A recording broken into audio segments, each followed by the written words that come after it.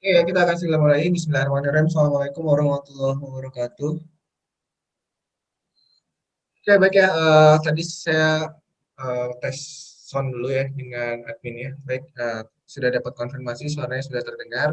Sehingga kita sekarang bisa segera memulai ya sesi perkuliahan live streaming kita, yaitu mata kuliah pengantar artificial intelligence. Baik, kita mulai ya. Bismillahirrahmanirrahim. Assalamualaikum warahmatullahi wabarakatuh. Selamat pagi teman-teman semua. Mudah-mudahan teman-teman semua dalam keadaan sehat walafiat, tidak kurang suatu apapun. Nah, setelah sesuai dengan apa yang sudah terjadwal bahwa hari ini hari Rabu ya jam 8 hingga kurang lebih sampai jam 11 kurang nanti kita akan memulai sesi perkuliahan yang pertama di mata kuliah pengantar Artificial Intelligence. Nah, teman-teman ada beberapa topik yang akan kita bahas dalam pertemuan kali ini. Yang pertama adalah tentunya kita akan membahas atau mendiskusikan dulu, mensepakati aturan ataupun kontrak perkuliahan kita selama 1 semester ke depan, gitu ya. Setelah itu akan kita langsung mulai dengan si materi perkuliahan yang pertama, yaitu pengantar artificial intelligence. Jadi hari ini kita sudah akan mulai efektif kuliah, namun sebelumnya kita akan membahas terlebih dahulu kontrak perkuliahan. Nah, di bagian kontrak perkuliahan, beberapa hal yang akan kita bahas adalah tentunya tentang deskripsi mata kuliah kita. Jadi sehingga nanti teman-teman akan mengetahui cakupan atau ruang lingkup apa sih yang akan kita pelajari di mata kuliah ini, gitu ya. Lalu teman-teman juga akan disampaikan tujuan atau goal pembelajaran teman-teman, sehingga teman-teman bisa memaintain fokus agar tujuan tersebut bisa tercapai, gitu ya. Berikutnya juga kita akan membahas tentang materi-materi apa saja yang akan kita pelajari sampai sekitar 14 kali pertemuan itu, pokok pembahasannya apa saja sih gitu, sehingga teman-teman nanti bisa menyiapkan bahan ajarnya atau mencari referensi tambahan gitu, jika teman-teman sudah mengetahui apa yang akan dipelajari. Nah, berikutnya yang paling penting adalah kita akan membahas apa saja hal-hal yang perlu teman-teman persiapkan. Ya, ini sangat penting, terutama berkenaan dengan referensi bahan ajar yang harus teman-teman siapkan, lalu teman-teman mempersiapkan tools-tools yang akan mendukung teman-teman, tools atau software yang akan mendukung teman-teman dalam melakukan praktikum secara mandiri, ini harus teman-teman mulai ya. Lalu teman-teman juga akan diberikan sebuah pemaparan tentang bagaimana sistem penilaian dalam perkuliahan ini, seperti itu ya. Dan di topik yang kedua nanti ya teman-teman akan mempelajari pengantar artificial intelligence itu definisinya terlebih dahulu ya. Artificial intelligence itu apa, kita akan bahas definisinya, lalu ruang lingkupnya, lalu komponen-komponen atau elemen penyusun artificial intelligence, dan juga kita akan melihat contoh-contohnya. Sampai akhirnya pada akhir sesi perkuliahan ini akan diberikan sebuah penugasan atau tugas yang harus teman-teman kerjakan. Dan nanti akan diinformasikan bagaimana cara teman-teman mengumpulkan tugas tersebut. Seperti itu ya. Oke, kita akan langsung saja ke materi yang pertama. Saya akan share dulu. Mohon bersabar, saya akan share slide-nya. Assalamualaikum warahmatullahi wabarakatuh. Iya.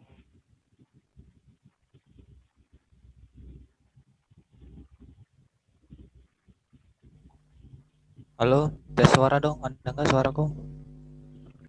Ada Kang. Ada. Santai aja. Oke, thank you. Oh, oke. Oke, saya coba minta tolong dikonfirmasi apakah slide-nya teman-teman sudah bisa melihat di sini? Udah, Pak. Udah, Sudah, Pak, ya udah. Oke, baik, kita akan mulai ya. Materi yang pertama yaitu kontrak perkuliahan. Nah, di situ teman-teman bisa melihat ya nama saya, terus juga ada email dan nomor handphone saya. Tolong itu mungkin bisa di screenshot, karena nanti teman-teman akan membutuhkan email dan nomor telepon ini. Email itu biasanya untuk mengirimkan tolong Kak diimut.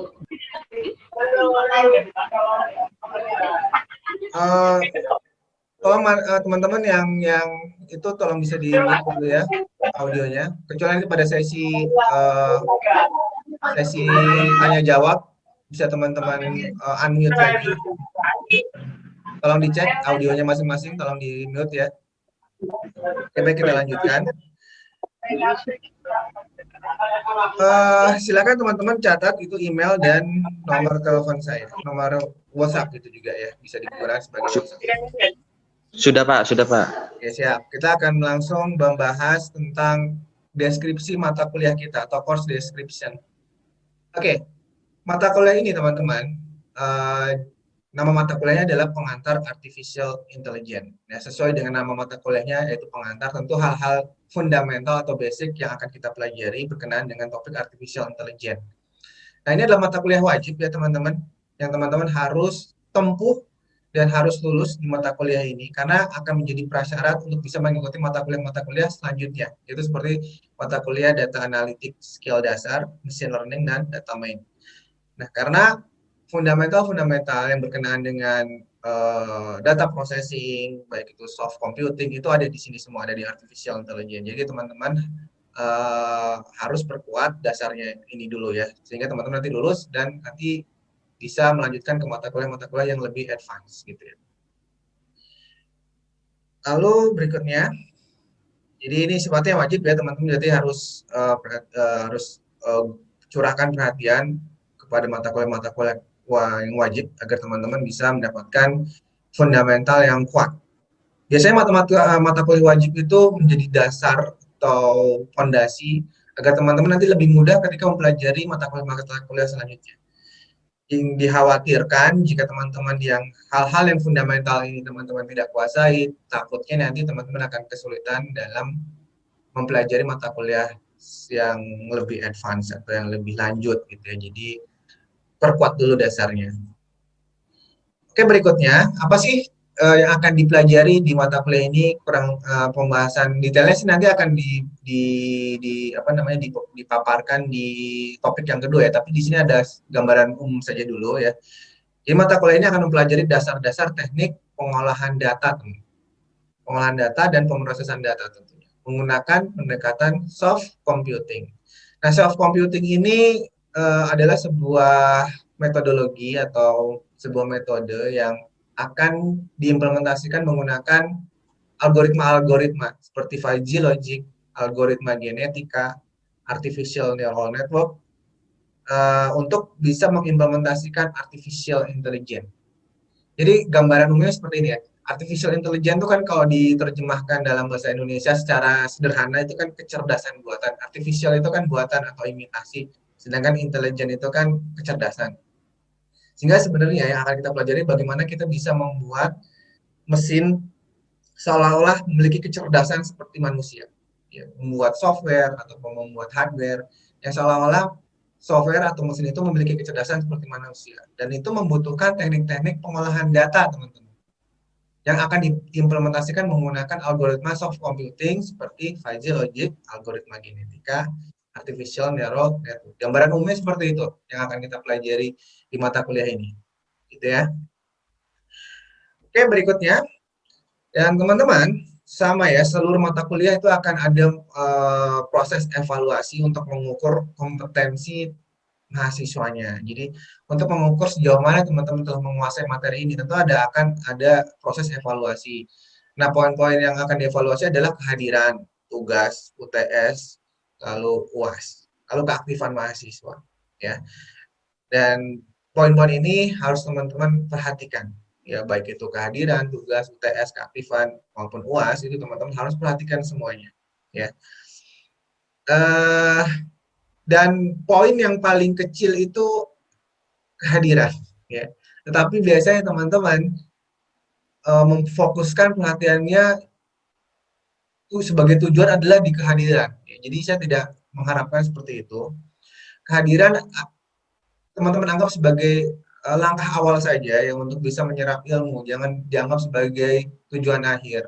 Karena kalau dianggap sebagai tujuan akhir, udah hadir terus nanti langkah-langkah berikutnya itu terabaikan. Ya, karena kehadiran ini poinnya cuma 10% loh ya. Jadi setelah hadir masih banyak hal-hal lain yang teman-teman harus lebih lagi diperhatikan. Setelah hadir, memperhatikan materi, mengerjakan tugas, aktif di sana, berlatih terus sehingga nanti kompetensinya bisa tercapai. kalau hanya hadir itu tidak cukup. Bukan berarti saya menganggap kehadiran ini tidak penting ya, penting karena itu sebagai gerbang awal teman-teman untuk menyerap ilmu. Tapi yang saya ingin sampaikan ke teman-teman, kehadiran itu jangan dijadikan sebagai tujuan utama. Ingat ya, hadir adalah sebagai gerbang saja. Ya. Hal-hal 90% lainnya itu di luar kehadiran justru yang teman-teman harus raih gitu ya. Jadi jangan sampai nanti di kasus-kasus sebelumnya, Pak, saya kan hadir setiap hari gitu ya, setiap pertemuan Bapak, kok nilainya D? Oh iya, Pak. Setelah saya lihat lagi, ternyata tugasnya ngerjainnya asal-asalan, UTS-nya nggak bisa, UAS-nya nggak bisa, ya nilainya cuma 10% seperti itu. Dan ini jangan sampai terjadi sama teman-teman, gitu ya. Oke, tujuan. Kita akan bahas tujuan. Ini penting juga tujuan ini ya, teman-teman. Agar teman-teman bisa fokus tentang hal-hal apa saja yang harus teman-teman raih, gitu ya. Teman-teman capai dalam pembelajaran pengantar artificial intelligence ini. Tujuan yang pertama, mahasiswa mampu menjelaskan deskripsi umum dari artificial intelligence serta unsur-unsur pendukungnya. Jadi nanti kalau ditanya, apa itu artificial intelligence, teman-teman bisa menjelaskan deskripsinya secara umum gitu ya. Dan juga bisa menjelaskan unsur-unsur pendukungnya, elemen-elemen pendukung dari artificial intelligence, teman-teman bisa jelaskan juga gitu. Ini harus yang teman-teman nanti bisa dicapai kompetensi ini atau tujuan ini. Tujuan berikutnya, yang kedua ya, teman-teman atau mahasiswa mampu memberikan contoh-contoh penerapan aplikasi artificial intelligence dalam kehidupan sehari-hari. Jadi kalau kita tanya, nanti misalkan AI atau artificial intelligence atau AI gitu ya, itu sebenarnya buat apa sih manfaatnya? Harus bisa jawab gitu ya. Manfaat di kehidupan sehari-hari kita apa itu harus bisa jawab, dan contoh-contoh aplikasinya apa harus bisa jawab. Gitu ya. Tujuan berikutnya, mahasiswa mampu menerapkan algoritma genetika, fuzzy logic, dan artificial neural network dalam mengimplementasikan AI. Seperti yang tadi saya jelaskan pada deskripsi mata kuliah, bahwa kita akan mempelajari mengimplementasikan AI menggunakan algoritma, kan? Di antaranya ada algoritma fuzzy logic, genetika, dan artificial neural network. Itu teman-teman harus bisa mengimplementasikannya. Ya. Topik 3 ini yang cukup, tujuan yang ketiga ini cukup yang paling membutuhkan effort yang paling besar untuk teman-teman bisa capai objektif ini. Jadi benar-benar harus berusaha keras untuk memahami apa itu algoritma genetika, karena banyak sekali hitungannya ya, dan harus diimplementasikan menggunakan komputer. Dan fuzzy logic juga sama, cukup kompleks hitung-hitungannya, artificial network apalagi gitu ya. Dan akan diimplementasikan juga menggunakan software. Oke, seperti yang tadi saya sampaikan ya, untuk mencapai tujuan-tujuan tersebut, teman-teman secara bertahap ya, jadi jangan khawatir, belajarnya itu bertahap kalau nggak langsung kayak yang sulit gitu. Jadi secara bertahap teman-teman akan belajar topik-topik dari mulai yang paling sederhana sampai yang paling advance tadi. Yang paling advance tadi apa? Belajar artificial neural network gitu ya. Nah, kita akan bedah satu persatu topik apa saja yang teman-teman pelajari dari yang dasar sampai yang akhir itu ya. Oke, yang pertama adalah kita hari ini nih akan mendiskusikan kontrak perkuliahan kita dan akan belajar pengantar AI. Apa itu AI? Elemennya apa saja, contohnya apa, dan cakupan, ya lingkup cakupan dari AI itu apa saja. Itu topik yang pertama kita. Lalu berikutnya teman-teman, di pertemuan-pertemuan selanjutnya kita akan mempelajari sebuah topik bernama representasi pengetahuan. Ya. Apa sih maksudnya belajar apa sih ini representasi pengetahuan? Ya, seperti yang teman-teman tadi sudah mendengar dari penjelasan saya bahwa AI atau artificial intelligence atau bahasa Indonesianya itu kecerdasan buatan adalah sebuah bidang ilmu yang mempelajari bagaimana cara membuat software, aplikasi, ataupun hardware agar seolah-olah pintar seperti manusia ya, atau cerdas seperti manusia. Nah, agar mesin bisa cerdas, agar sebuah aplikasi bisa cerdas, tentu harus dikasih basis informasi atau pengetahuan. Nah, ini di topik kedua ini akan kita pelajari bagaimana teknik kita memberikan sebuah knowledge atau pengetahuan kepada mesin. Itu yang akan kita pelajari di topik kedua, gitu ya. Lalu topik yang ketiga, Kita akan pelajari reasoning dan semantic network. Ya, reasoning itu lebih ke dasar-dasar bahasa natural gitu. Jika begini maka begini, jika begini maka begini, itu seperti logika ya. Kita akan belajar logika mesin ya. Kita akan mempelajari logika mesin di topik yang ketiga ini. Lalu topik yang keempat, kita akan mempelajari algoritma pencarian. Bagaimana cara mencari informasi dalam sebuah mesin, dalam sebuah aplikasi gitu. Seperti yang tadi sudah saya jelaskan di topik yang kedua, bahwa kita akan memberikan informasi pengetahuan pada mesin, dan kadangkala informasi yang sudah kita berikan, kita ingin cari ini. Di topik keempat itu yang akan kita pelajari. Ya. Lalu berikutnya, topik kelima, kita akan mempelajari sebuah topik bernama ketidakpastian. Nah, apa itu ketidakpastian? Begini ya teman-teman, di kehidupan kita sehari-hari, kadang sering sekali kita menghadapi sebuah permasalahan yang mengandung ketidakpastian, artinya ambigu, nggak jelas gitu ya. Sebagai contoh, misalkan kita mendapat sebuah instruksi, tolong dong siram tanamannya agak banyak gitu ya. Misalkan ada yang memberikan instruksi ke kita seperti itu. Kalau tolong dong kasih makan ikannya sedikit aja gitu. Nah, ini kan mengandung ketidakpastian. Ketidakpastiannya di mana? Ya sedikit itu seberapa sedikit takarannya, banyak itu seberapa banyak. Itu nggak jelas. Persepsi orang bisa menjadi ambigu atau bisa berbeda-beda persepsinya. Nah, ketika kita berhadapan dengan permasalahan seperti ini, itu apa yang harus kita lakukan? Nah, inilah topik kelima yang akan kita pelajari ketika kita berhadapan dengan ketidakpastian. Dan mesin pun harus diberi pengetahuan, harus tahu bagaimana cara ketika dia menghadapi sebuah instruksi yang mengandung ketidakpastian, sama seperti itu. Ya. Itu topik kelima. Berikutnya topik keenam, kita akan mempelajari sebuah topik yang mulai agak advance nih ya. Topik keenam dan seterusnya itu mulai advance teman-teman ya. Mulai sedikit rumit gitu ya. Tapi kalau teman-teman pelajari secara bertahap, tentu tidak rumit gitu ya. Apalagi kalau teman-teman pelajari secara serius gitu, saya yakin bisa dipelajari gitu ya. Nah, topik keenam adalah judulnya Natural Language Processing. Apa itu Natural Language Processing?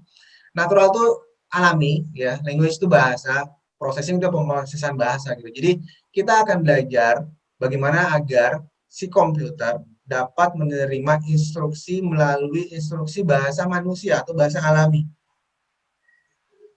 Seperti contoh tadi, misalkan tambahkan gula sedikit saja, itu kan bahasa alami kita ya, sehari-hari. Kalau bahasa mesin itu kan mengertinya 0101 karena bilangan biner gitu ya, elektronik gitu. Tapi kita akan membuat agar mesin memahami bahasa natural yang sering kita gunakan sehari-hari. Misalkan siapkan stok untuk penjualan hari ini sedikit saja gitu, atau siapkan stok setengahnya dari yang kemarin. Nah, itu bahasa-bahasa apa namanya, alami atau natural. Dan kita akan mempelajari bagaimana agar mesin bisa memahami bahasa-bahasa natural seperti itu. Berikutnya, topik ketujuh, kita akan mempelajari sebuah topik bernama fuzzy logic. Ya. Algoritma fuzzy logic atau metode fuzzy logic ya. Apa sih fuzzy logic gitu? Kalau kita terjemahkan dalam bahasa Indonesia, fuzzy itu kan sebenarnya bahasa Inggris ya. Fuzzy itu artinya samar, nggak jelas atau buram gitu ya. Sedangkan logic adalah logika. Jadi kalau kita terjemahkan secara gampang gitu, fuzzy logic adalah logika yang samar atau logika yang mengandung ketidakpastian tadi. Nah, kenapa kita perlu mempelajari fuzzy logic? Karena ya fuzzy logic inilah yang akan bisa dengan mudah diimplementasikan untuk menyelesaikan sebuah permasalahan yang mengandung ketidakpastian ya. Oleh karena itu di sini fuzzy logic ditempatkannya di topik ketujuh. Karena sebelum belajar fuzzy logic kita harus mempelajari dulu topik kelima, yaitu ketidakpastiannya itu, dan natural language-nya ya, karena fuzzy logic berkenaan dengan kedua topik sebelumnya teman-teman. Jadi pertamanya kita belajar konsep ketidakpastian, lalu belajar natural language, baru nanti metode yang akan mengolah keduanya itu fuzzy logic. gampangannya seperti itu kita pahami saat ini gitu ya. Tapi nanti ketika sudah masuk ke topik yang sebenarnya teman-teman akan diberikan definisi-definisi yang ilmiah yang ada referensinya gitu ya. Tapi itu nanti ya. Ntar malah bingung kalau dengar definisi semuanya dari awal gitu ya. Jadi saya sampaikan gambaran-gambaran yang mudah saja dulu. Lalu topik ke-8 teman-teman akan belajar algoritma genetika. Apa sih algoritma genetika? Sekali lagi saya akan hanya menjelaskan dengan bahasa-bahasa yang mudah dulu ya, bukan dengan definisi yang kompleks gitu. Karena nanti teman-teman akan dapatkan definisi-definisi yang ilmiah itu ketika masuk ke topiknya gitu ya. Jadi secara umum algoritma genetika ini akan mempelajari kita meniru cara kerjanya proses seleksi alam atau mutasi gitu ya. Kita tahu ya bahwa makhluk hidup yang ada saat ini adalah makhluk hidup yang bisa lolos dari seleksi alam. Dia mempunyai kemampuan untuk beradaptasi sehingga dia masih eksis saat ini. Banyak sekali makhluk hidup yang sudah punah kan ya. Nah, disinilah kita akan belajar bagaimana cara meniru cara kerja genetika gitu ya. Sehingga ketika kita punya sebuah permasalahan dan permasalahan itu ada alternatif solusi-solusinya, kita bisa mencari solusi yang terbaik dari berbagai macam solusi yang ditawarkan. Nah, ini seperti konsepnya evolusi. Jadi nanti akhirnya akan dipilih satu solusi yang paling kuat, yang memiliki gen yang paling kuat. Nah, gitu. Jadi meniru cara kerjanya genetika ya dalam proses evolusi si algoritma genetik. Tapi nanti diterjemahkannya dalam kehidupan kita sehari-hari itu bagaimana cara memilih alternatif solusi yang paling tepat kayak gitu. Dari berbagai macam alternatif yang ditawarkan gitu kan pasti kita harus memilih satu yang paling tepat itu seperti itu ya konsepnya algoritma genetik. Berikutnya kita akan pelajari topik yaitu sistem pakar. Sistem pakar itu apa ya? Sebuah sistem atau sebuah aplikasi yang dibuat yang bisa memiliki kepandaian atau keahlian seorang pakar. Contohnya gimana sih? Sebuah sistem yang memiliki keahlian seperti seorang pakar. Misalkan dokter itu kan pakar ya, pakar dalam menyembuhkan penyakit tertentu gitu ya. Nah, misalkan kita membuat sebuah alat yang dapat menggantikan pekerjaan dokter dalam mendiagnosa penyakit dan memberikan rekomendasi obat. Nah, itu berarti kita telah menciptakan sebuah aplikasi sistem pakar. Ya, karena kepakaran seorang dokter seolah-olah kita cloning lalu kita berikan kepada mesin gitu. Itu salah satu contohnya. Lalu contoh aplikasi sistem pakar lainnya adalah misalkan kita membuat sebuah aplikasi ya seperti kepakaran yang dimiliki oleh para ilmuwan astronomi yang bisa meramal atau memprediksi curah hujan ya dalam sebuah mesin. Sehingga nanti ketika kita ingin mengetahui 2 hari kemudian itu akan hujan atau tidak, kita tidak perlu bertanya pada pakar tersebut, kita bisa menggunakan aplikasi yang sudah dibuat, yang di dalamnya mengcloning ke ilmuwan seorang pakar yang ada, gitu ya. Ini yang akan kita pelajari, sistem pakar itu seperti itu. Topik berikutnya, teman-teman, ini topik yang mungkin akan paling menarik, game playing. Ya, karena di topik ini kita akan belajar bagaimana membuat karakter dalam sebuah game, ya, di mana karakter tersebut seolah-olah bisa berpikir seperti manusia, ya, cerdas seperti manusia, memiliki AI, memiliki artificial intelligence. Misal, nanti akan mudah-mudahan masih ada waktu saya demokan ya, kurang lebihnya apa yang akan kita buat. Jadi nanti kita akan membuat sebuah NPC atau kalau biasanya kita adalah enemy, ya. Kalau kita main game kan yang kita kendalikan tuh player gitu kan, kita kendalikan dengan joystick, dengan keyboard atau dengan mouse ataupun dengan konsol gitu ya. Sedangkan yang kita lawan biasanya mesin atau enemy komputer gitu. Nah, yang akan kita buat bagaimana membuat sebuah enemy komputer agar dia bisa seolah-olah berpikir. Kalau kita serang, ya dia nggak diem aja, dia ikut nyerang atau bertahan atau mungkin lari kalau dalam keadaan terdesak gitu ya. Dan seperti itu. Jadi kita akan membuat enemy yang mampu berpikir kapan dia harus nyerang, kapan dia harus bertahan, dan kapan dia harus patroli. Gitu dia bisa tahu kapan harus melakukan hal itu. Jadi seolah-olah dia memiliki kecerdasan, walaupun nggak ada yang mengendalikan. Nah, itu topik 10. Topik ke-11, teman-teman, topik 11 dan 12 aja langsung ya, gitu ya.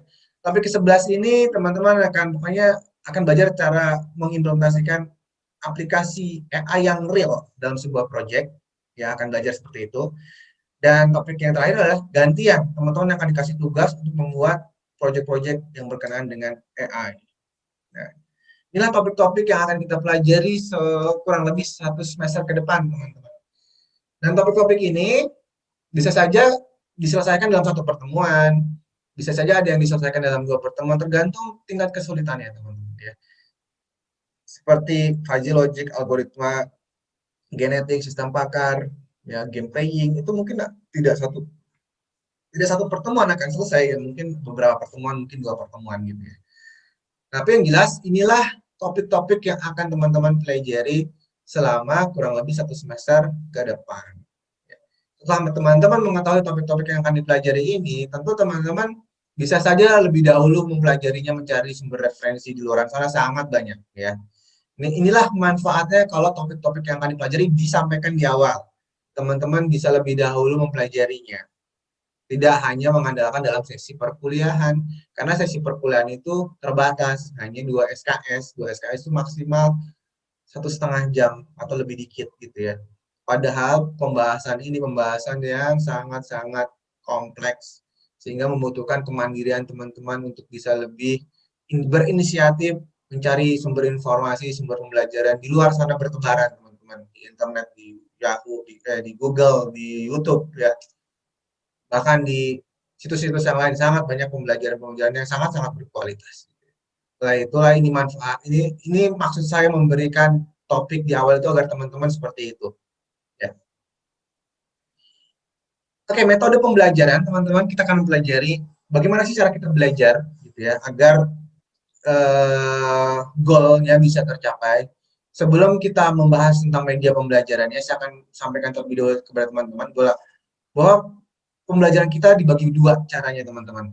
Yang pertama adalah seperti ini, tatap maya atau live stream, real time gitu ya. Itu yang pertama.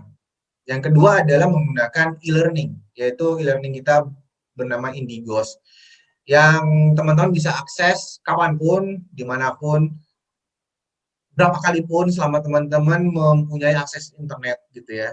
Yes, dan bahan ajar akan selalu ada di sana, sehingga teman-teman bisa ulang berkali-kali bahan pembelajaran itu, akses berkali-kali, sehingga teman-teman bisa benar-benar menguasai pembelajaran tersebut. Gitu ya. Nah, hal semacam ini itu sering disebut dengan istilah blended learning. Ada yang tatap maya langsung, ada yang tidak langsung, asinkronus gitu ya, secara asinkronus. Nah, sehingga metode pembelajaran inilah yang dipilih di masa pandemi seperti ini, teman-teman. Metode pembelajaran seperti inilah kita anggap paling efektif dalam masa pandemi seperti ini. Ya. Karena satu, tatap langsung kita yang biasa kita lakukan di kelas itu bisa kita gantikan seperti ini melalui tatap maya. Dan yang kedua, teman-teman akan mendapatkan suplemen bahan ajar yang bisa teman-teman akses kapanpun melalui e-learning. Ya. Nah, media pembelajarannya apa aja sih yang akan teman-teman dapatkan? Yang pertama adalah video tutorial. Ya, kayak semacam ini nih ya, walaupun saya sedang menjelaskan, itu sudah saya rekam. Itu saya rekam ya.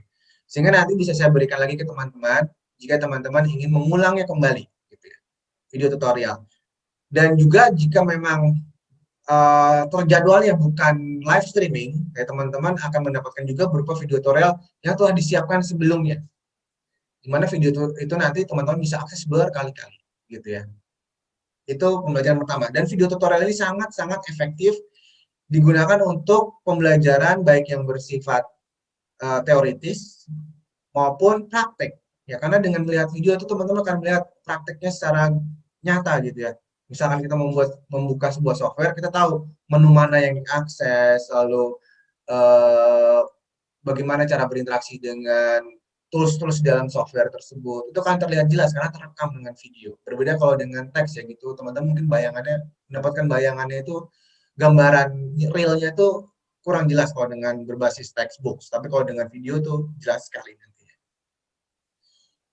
Lalu pembelajaran kedua, selain video tutorial, akan diberikan juga teman-teman pembelajaran berupa modul, baik itu TPT, baik itu PDF maupun dokumen. Kadang-kadang juga dikasih Excel gitu kalau melibatkan data gitu.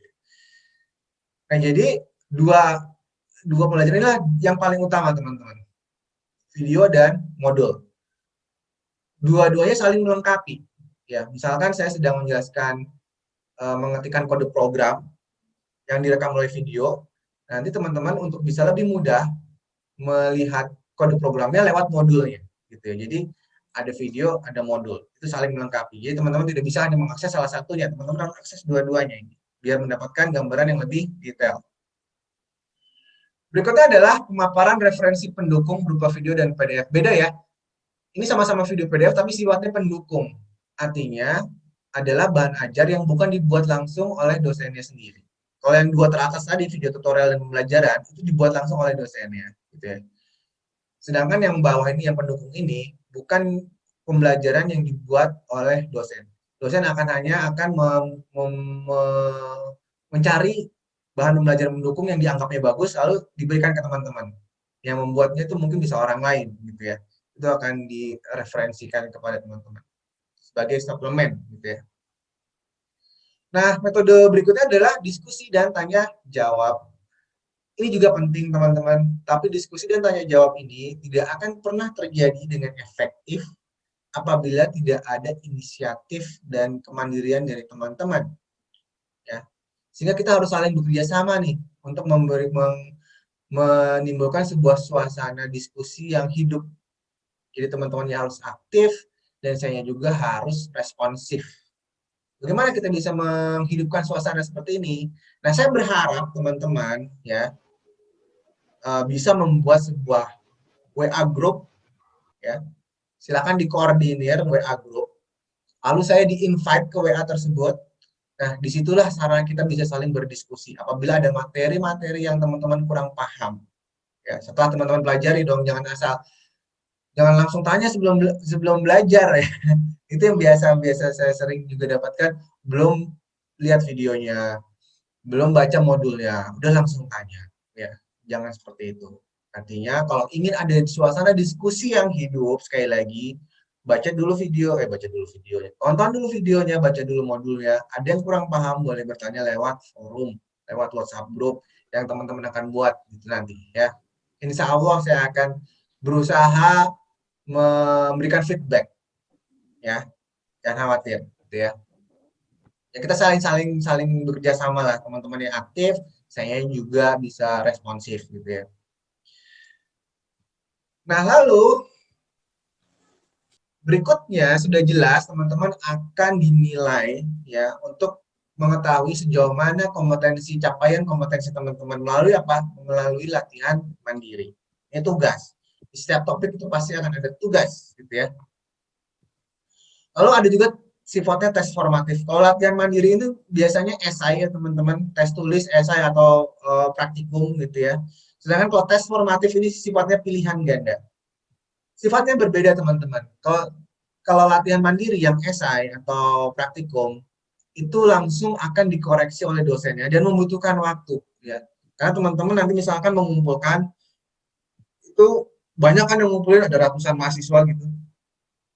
Dosennya perlu waktu untuk memeriksa satu demi satu lalu memberikan nilai. Karena esai apapun praktek itu tidak bisa dinilai, belum bisa dinilai oleh mesin secara langsung gitu ya. Nah, sedangkan untuk tes formatif itu sifatnya pilihan ganda, itu begitu teman-teman selesai mengerjakan, teman-teman bisa langsung dapat nilainya karena langsung dikoreksi oleh mesin. Karena pilihan ganda, jadi mudah si mesin mau mengoreksinya. Gitu ya. Jadi dua hal ini berbeda cara mendapatkan hasilnya. Kalau latihan mandiri itu butuh waktu, teman-teman akan mendapatkan hasilnya, sedangkan kalau tes formatif bisa saat itu juga. Gitu ya. Oke. Itulah metode pembelajaran kita teman-teman, seperti itu. Berikutnya adalah ke referensi bahan ajar yang saya gunakan ya. Jadi saya mengajar ini juga mengambil materi-materi pembelajaran dari bahan ajar yang sudah dibuat oleh orang-orang yang berkompeten di bidangnya. Yang pertama adalah yang saya jadikan buku rujukan adalah buku berjudul Artificial Intelligence, Teknik dan Aplikasi. Diterbitkan oleh Geraha Ilmu yang dikarang atau autor dari buku sang penulis buku ini adalah Dr. Sri Kusuma Dewi. Ya. Lalu buku acuan yang kedua adalah berjudul Artificial Intelligence, Searching, Reasoning, Planning, dan Learning. Penerbitnya adalah Informatika dan ditulis oleh Bapak Suyanto MSc. Dan referensi saya paling banyak saya dapatkan dari sini. Dari Artificial Intelligence A to Z, Learn How to Build an AI. Ya, ini karangannya Kroll Eremenko, orang Rusia, gitu ya. Tapi sekali lagi teman-teman, ini teman-teman tidak diwajibkan untuk mengambil referensi dari sini. Kalau teman-teman memiliki keluasan untuk mencari buku ini, bagus ya. Tapi kalau teman-teman sudah mempunyai buku yang lain, selama buku tersebut buku yang berhubungan dengan artificial intelligence, tentu bisa teman-teman gunakan. Karena dari beberapa sumber informasi, sumber referensi yang saya gunakan, itu topiknya mirip-mirip kok. Buku yang berbeda pun pasti topiknya mirip-mirip gitu ya. Jadi teman-teman bisa gunakan buku referensi apapun selama membahas artificial intelligence. Ya. Itu referensi. Nah, seperti tadi evaluasi ya kehadiran. Yang pertama ya, kehadiran itu ada poin nggak? Ada poinnya nggak? Ada ya, tapi paling kecil, cuma 10% ya. Jadi teman-teman jangan, sekali lagi saya ulang-ulang nih masalah kehadiran, karena kehadiran ini itu menjadi sesuatu yang membuat teman-teman terlena.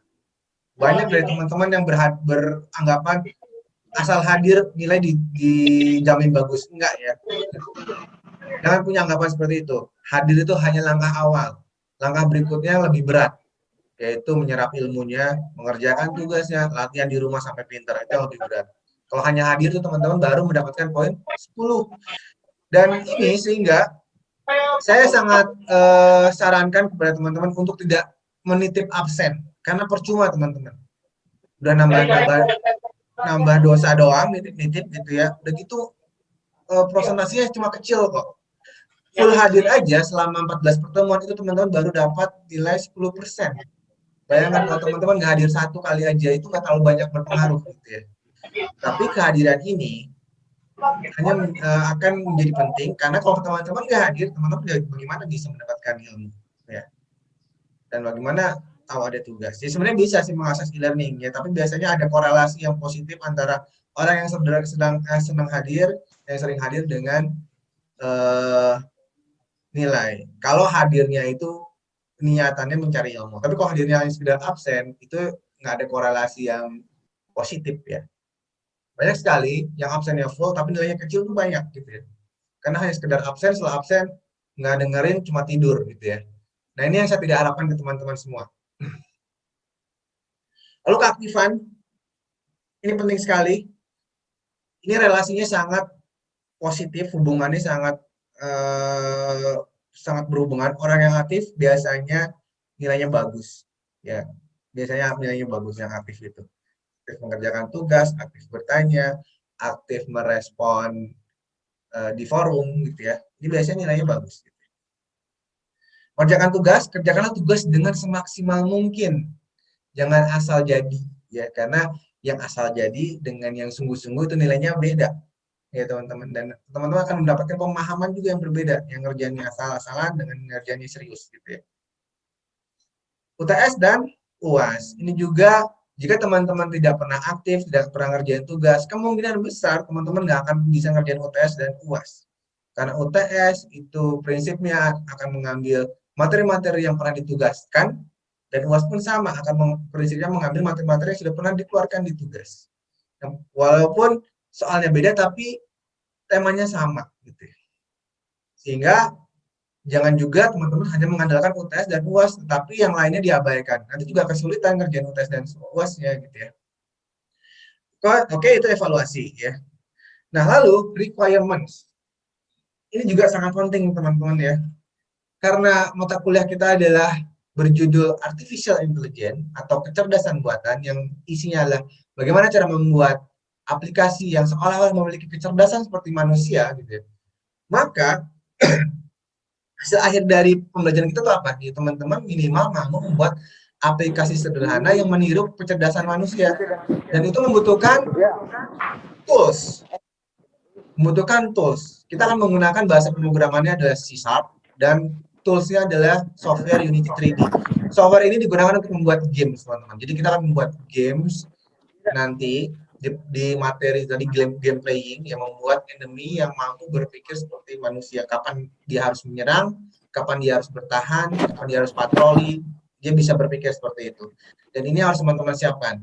Dan ini harus di-install di mana? Di komputer, teman-teman. Sehingga teman-teman harus juga menyiapkan komputer ataupun laptop. Gitu ya. Saya rasa komputer dan laptop itu sebagai alat atau senjata teman-teman yang wajib sudah harus teman-teman miliki. Ketika teman-teman sudah memilih, saya ingin kuliah di informatika. Karena kuliah di informatika itu bukan kuliah sastra, melainkan teknik, membutuhkan komputer dan laptop sebagai senjata utama teman-teman dalam berlatih. Ya. Jadi kalau ada dosen yang mengharuskan teman-teman memiliki sarana untuk berlatih, itu jangan dianggap sebagai hal pemaksaan, bukan. Ini justru teman-teman butuhkan alat ini. Tanpa alat ini, teman-teman tidak mungkin bisa berlatih, gitu ya. Dan kompetensi teman-teman susah untuk tercapai. Nah, kami tidak menyarankan teman-teman harus beli sih ya, bisa pinjem atau bisa kemana, ya bisa pinjam saudaranya, bisa pinjam temannya. Yang penting teman-teman memiliki sarana untuk berlatih, ya. Terserah caranya mau pinjam, mau beli, nggak masalah. Saya juga dulu seperti itu, awal-awal kuliah saya sering main ke rumah saudara saya, ke rumah teman saya untuk pinjam komputernya. Zaman dulu saya belum ada laptop gitu ya, belum semudah sekarang mendapatkan laptop gitu ya.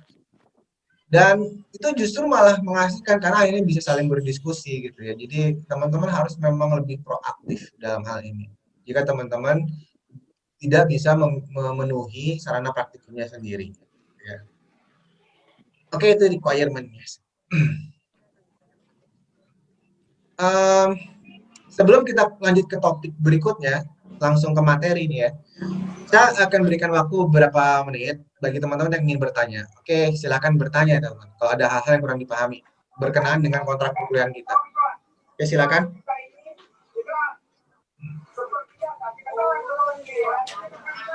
Ada yang ditanyakan? Ada, Pak. Oke, silakan. Assalamualaikum warahmatullahi wabarakatuh. Waalaikumsalam warahmatullahi wabarakatuh. Oke, silakan, Mas. Saya mau menanyakan tentang bahasa pemrograman C#. Ya. Itu aplikasi atau software yang dibutuhkan itu apa, Pak? Buat memprogram C#. Iya. Jadi gini, C# adalah bahasa pemrograman yang sudah built-in di Unity 3D. Artinya yang harus teman-teman install adalah software-nya namanya Unity 3D. Begitu teman-teman selesai menginstal Unity 3D, C#-nya udah ada di sana, Mas, gitu. Jadi yang harus diinstal adalah Unity 3D-nya. Bagaimana cara mendapatkan Unity 3D? Itu tinggal searching aja di googling, download Unity 3D. Teman-teman akan mendapatkan link yang paling atas itu yang teman-teman unduh saja. Dan software ini gratis, teman-teman. Teman-teman bisa mengunduhnya secara gratis tanpa harus nge-crack, tanpa harus nge-hack gitu ya. Halal. Dan karena ini gratis. Tapi powerful, ingat ya. Tools yang saya pilih adalah tools yang memang powerful dan gratis. Jadi tidak akan mengeluarkan biaya sedikit pun ya, paling kuota lah ya, karena harus download gitu ya. Terima kasih. Ya. Ada lagi yang ingin bertanya? Assalamualaikum. Waalaikumsalam, ya silakan. Silakan, Mas.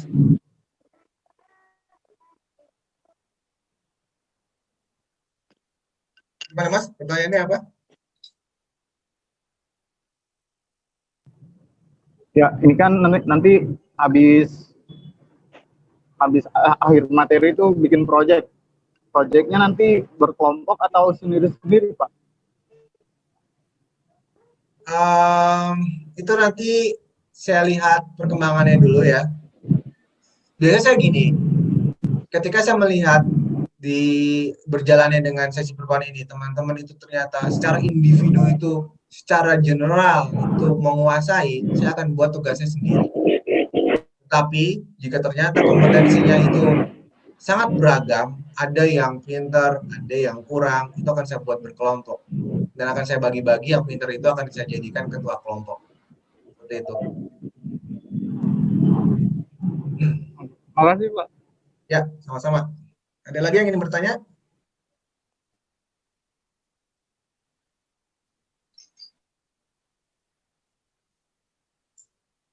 Oke, saya rasa cukup ya. Kita akan mulai ke topik yang kedua, mulai ke materi kita gitu ya. Saya akan stop share dulu dan akan mengganti ke PPT berikutnya. Mohon bersabar.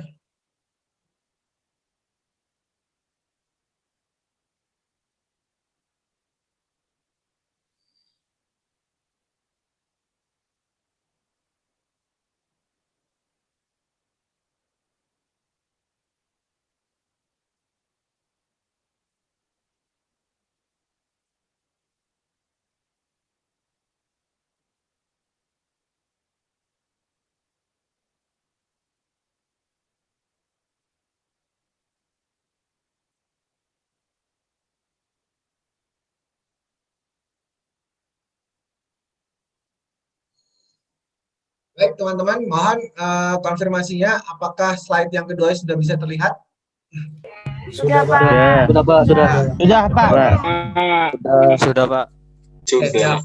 Ya, kita akan mulai ya. Kita akan mulai belajar ini sebenarnya artificial intelligence itu makhluk seperti apa sih melalui definisi-definisi yang dipaparkan oleh para ilmuwan ya. Oke, pengantar artificial intelligence. Kita langsung aja ke slide yang pertama.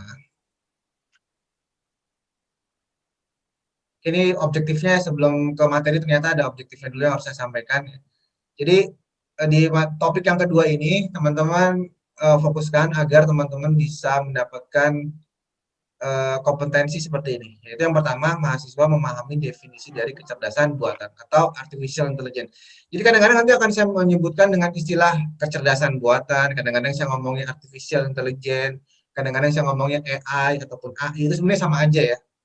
Jadi jangan dibingungkan ya, kecerdasan buatan, artificial intelligence, AI ataupun AI itu sebenarnya sama ya. Jadi nanti teman-teman pastikan selesai perkuliahan ini teman-teman tahu definisi AI itu apa. Jadi Pak tolong diperhatikan karena nanti tugasnya pun kayak gitu ya. Teman-teman diminta untuk menjelaskan apa itu definisi AI gitu ya. Lalu yang kedua, memahami mengapa kecerdasan buatan itu penting sebagai cabang dari teknologi informasi. Ya ini teman-teman juga harus bisa menjelaskan. Kalau ada orang tuanya tanya, nak kamu belajar apa tadi? Belajar AI Pak. Itu buat apa sih ya? Teman-teman harus bisa jawab ke orang tuanya. Oh AI itu gini loh Pak. Itu kan biar kuliahnya itu kelihatan belajar gitu. Yang ketiga, mengetahui contoh-contoh aplikasi yang dikembangkan ya. Contoh-contoh aplikasi yang dikembangkan menggunakan teknologi AI. Teman-teman harus bisa memberikan contohnya. Sama aja. Dan kalau ada yang tanya, terus contoh-contohnya AI itu apa? Teman-teman harus bisa jawab. Ini loh contoh-contoh AI itu kayak gini. Nah itu harus dijawab. Ya. Nanti kita akan bahas contoh-contoh AI dalam kehidupan kita sehari-hari itu sebenarnya apa. Bahkan nanti ternyata kita udah sangat sering berinteraksi dengan teknologi yang mengimplementasikan AI, teman-teman. Jadi AI itu sekarang ini bukan barang yang langka gitu ya. Bahkan kita sudah berinteraksi setiap hari dengan teknologi ini. Gitu ya.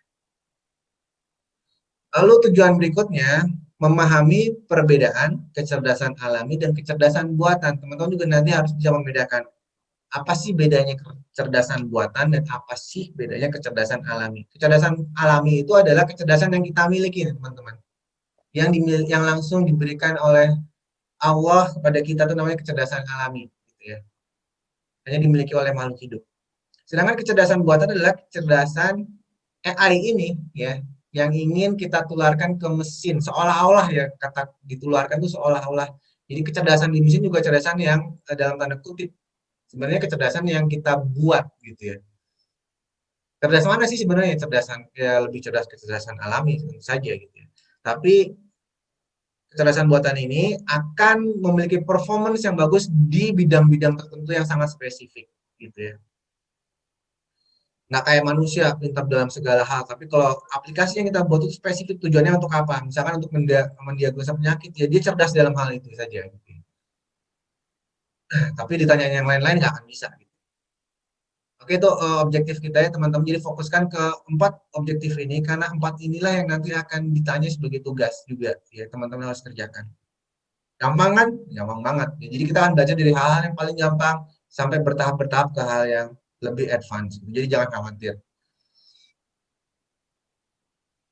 Oke, kita sebelum mempelajari definisi kecerdasan buatan, kita akan belajar dulu definisi cerdas ya. Jadi definisi cerdas itu apa sih gitu.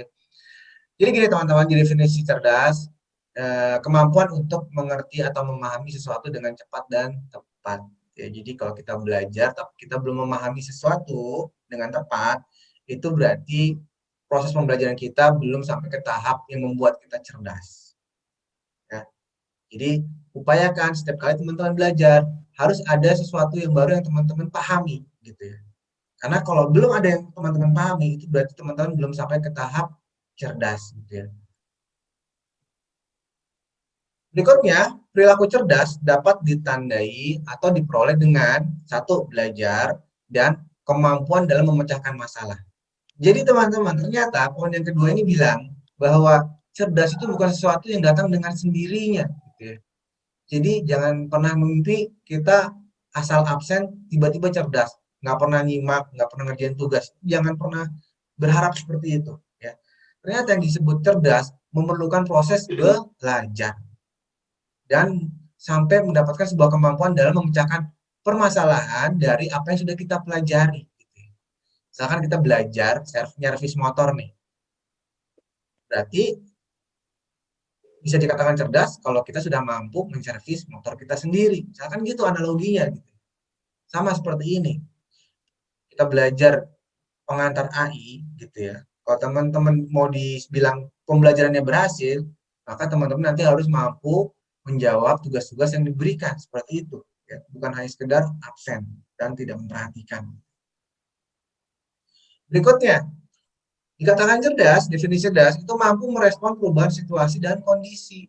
Ya, ini analoginya sama juga. Orang yang cerdas itu dapat menyesuaikan perubahan di lingkungannya, perubahan yang terjadi di lingkungannya, atau perubahan kondisi dan situasi. Sebagai contoh, kembali lagi ke masalah servis motor tadi. Misalkan orang yang pakar di bidang servis motor, ya, misalkan dia mau servis, ada yang tolong servis ganti oli, dia mampu. Ya. Nanti olinya adalah oli untuk motor yang misalkan bukan Matic gitu ya. Nanti ada orang lain servis motor Matic. Tentu dia harus bisa merekomendasikan, oh Pak, kalau motor Matic olinya bagusnya ini karena oli ini khusus untuk Matic. Nah, jadi dia bisa beradaptasi dengan perubahan, dengan objek masalah yang sedang dia hadapi, tidak monoton. Semua motor dikasih olinya sama itu aja, padahal jenis motornya berbeda-beda, spesifikasinya berbeda-beda. Nah, hal seperti ini yang harus bisa diraih oleh kita juga dalam proses belajar. Dikatakan cerdas, bisa merespon perubahan. Gitu ya. Berikutnya, belajar itu atau cerdas itu teman-teman menerapkan pengetahuan untuk memanipulasi ini bukan pengetahuan ya, untuk memanipulasi keadaan atau permasalahan. Mohon maaf, ini saya tipu nih, harusnya menerapkan pengetahuan untuk memanipulasi permasalahan. Ya seperti ini poin yang kedua sama persis. Ya, artinya dari pengetahuan yang kita miliki, kita bisa menggunakan pengetahuan itu dalam memanipulasi permasalahan berdasarkan pengetahuan yang kita miliki agar permasalahan itu bisa diselesaikan. Intinya seperti itu. Ini hampir sama dengan poin yang kedua.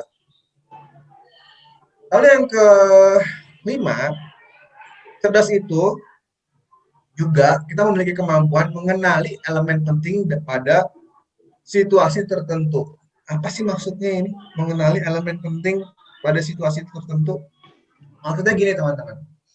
Misalkan kita sedang belajar cara memprediksi curah hujan gitu ya. Belajar itu cara memprediksi curah hujan atau cara memprediksi di mana letak tambang emas gitu ya misalkan. Maka kita harus tahu hal-hal yang mempengaruhi curah hujan, elemen-elemen penting apa saja yang mempengaruhi curah hujan. Sebagai contoh, agar kita bisa memprediksi curah hujan, maka elemen penting yang harus kita ketahui adalah kelembaban udara, misalkan. Lalu kecepatan angin, dan lain sebagainya. Ini kita mampu mengidentifikasi atribut atau elemen penting yang sedang kita teliti. Ya, ini harus kita miliki. Begitu tadi juga, untuk mengetahui lokasi emas, tambang emas, apa elemen penting yang harus kita ketahui? Unsur bebatuan yang ada di dalam bumi. Biasanya emas ini teman-teman, atau bahan mineral tertentu, itu unsur-unsur yang menyeliputinya itu unik, ya. Sehingga kalau kita bisa mengidentifikasi unsur-unsur tertentu, wah jangan-jangan ini di dalamnya emas nih, karena biasanya emas itu akan diselubungi oleh bebatuan ini, dan bebatuan ini. Jadi kita bisa mengidentifikasi terlebih dahulu elemen-elemen penting pada objek permasalahan yang sedang kita teliti. Ini maksud dari poin yang kelima ini, yaitu definisi cerdas. Jadi teman-teman setiap kali belajar agar dikatakan cerdas, coba teman-teman fokuskan agar 4 atau 5 poin ini bisa teman-teman raih, ya.